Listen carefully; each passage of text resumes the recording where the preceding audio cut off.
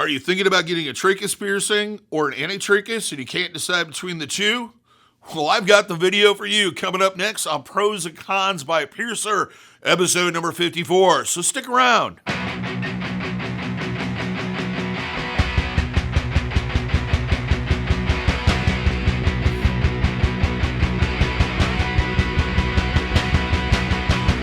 For those who are new to the channel, my name is DaVo. I'm a professional body piercer and have been since 1994, actually. I own and operate the Axiom Body Piercing Studio located here in Des Moines, Iowa, inside Skin Kitchen Tattoo. So, I'm going to be talking to you at a level of expertise as someone who has done thousands upon thousands of both tragus piercings and anti-tragus piercings. So, I'm an expert.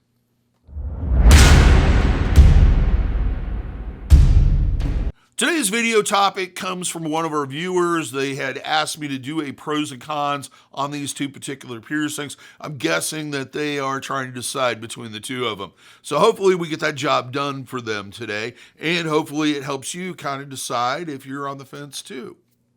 I'm going to break this into 5 different topics to kind of give it a little bit more of an outline. The first one being anatomy, the second one being placement, the third one being healing, the fourth one being jewelry choices, and the fifth one being living with the piercing. So let's start off with anatomy and kind of explaining where the particular piercings are.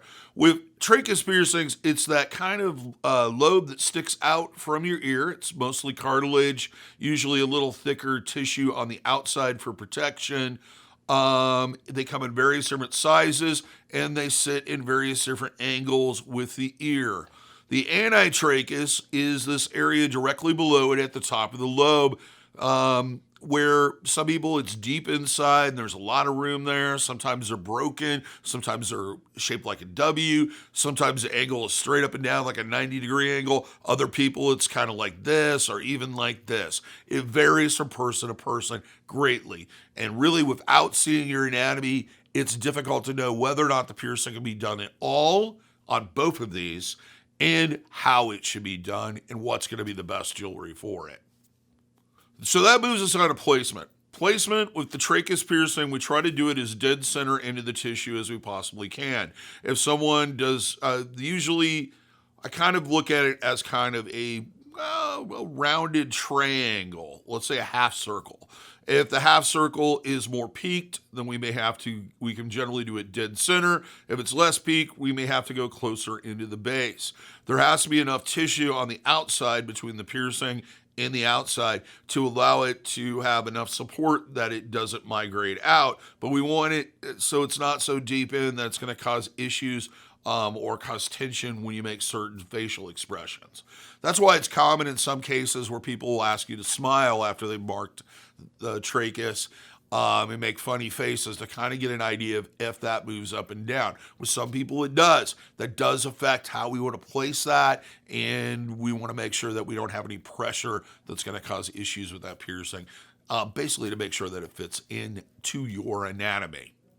With the anti-tragus, ideally we want to do it pretty much straight through. However, if yours is curved slightly, we want to do it to the natural curve. We should always kind of be at a 90-degree angle to whatever is the shape of that anti-tragus. As deep as possible, but we want it not so deep that you can't fit the jewelry in. Also, we want to be conscious that the lobe hangs freely, that it's not affected by where that jewelry's at and where that piercing's at, where it's going to cause undue stress on the outside. Also, we want it to be deep enough in that it's not going to migrate, kind of like the tragus, but not so far in that it's banging against things or causing issues. Healing.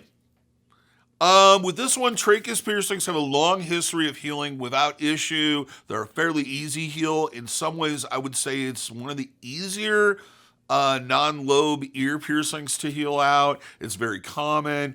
I would say that in some cases, because it does get a little less contact depending on the shape of it, it's a little bit easier to even heal than an upper ear cartilage piercing would be.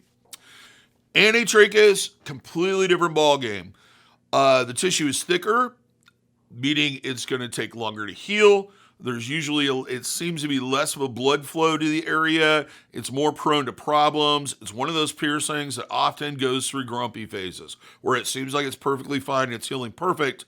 And then the next day you wake up or bump it or what have you, and then suddenly it'll flare up again. It's a very sensitive piercing. It takes extra babying, extra care to get it through the healing process. The other issue with it is that it does take longer. If you consider a tragus piercing will usually complete that first stage of healing anywhere from a good scenario 2 months, a bad scenario closer to 4. With anti-tragus, I've seen them take anywhere from 3 to 6 months to heal, if not longer. Everybody's different, of course. Everybody heals at different rates, but you need to understand there is a big difference between the healing experience between the two of them. Jewelry choices. For the tragus, it's a little bit more open. I've had clients that have healed it out with rings without even one single issue. Though ideally it should be done with a stud style piece of jewelry. Personally, I like labret studs. They tend to get knocked around a lot less and you don't have a ball on the inside of your ear. They're fairly easy to change and easy to take care of and clean, etc. With anti-traguses, it depends on the shape. In some cases, curved barbells work better, especially if it's more outside the ear, more like a snug. Straight barbells work better if we're going straight through the ear, kind of matching kind of the same angle as like a lobe piercing.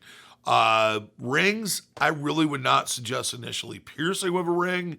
If you plan on wearing rings in it at some point, I would suggest mentioning that to your piercer at the time of marking the piercing. The problem with rings in anti-tragus piercings is because it is thicker tissue, it is a longer piercing. If you get into a situation where you have too small of a ring where it wraps very tightly, you start to create the situation where the piercing is suddenly being forced to be arched. This will cause all kinds of hot spots and abuse and etc., which could take a healed piercing and suddenly turn it into a big giant crybaby, where it starts building up scar tissue or even starts rejecting. Rings, the other problem with rings is they take up a lot more real estate. They're going to get knocked around a lot more. And in that part of your body right there, it can bump into things quite often. Just so you know. And that leaves living with the piercing. Tragus piercings, because of their location, usually can interrupt various different things that we take for granted. Of course, headphones, earbuds especially, if you work in the medical field, stethoscopes are going to be impacted by the piercing and where it's placed. That can be reduced with labret studs and etc., but you should always take that into account, especially during the healing period. You're not going to be able to use those things because they're going to be in direct contact with the piercing. So even though you're the only one using them and etc., their chances are is they will get contaminated at some point, and then that can be transferred to the piercing, and then you have an infection. The other problem is pressure on the piercing during that. With rings especially, the twisting back and forth, any type of pressure, sleeping, etc., can cause issues. After it heals, usually not a problem at all, but you should know that beforehand.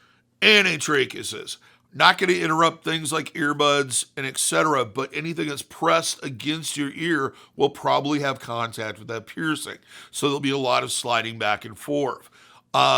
I have had clients that have healed it out with no issue, claim they can sleep on it 7 nights a week, and have never had a problem. A lot of it comes down to the jewelry style, that it's sized correctly, and that it's taken care of. Like I mentioned earlier, if you switch out to suddenly curved, circular jewelry and then start having issues, that could be the cause of the problem. And I don't suggest rings for that reason in anti-traguses, because it's just like putting a giant sign up there that says, "I want a problem with my healed piercing," that everything and its brother is going to bump into and cause problems. Other than that, both of them tend to be pretty easy once they heal. They just kind of become a part of you, and it's going to feel stranger to have it out than an in. Just one is a little more prone to problems than the other one. And out of the two, I would say that the anti-tragus is a little bit more of a difficult heal. It's a little bit more babying, a little bit more taking care of it, and a little bit more traumatic than the tragus piercing. And that goes even after they heal.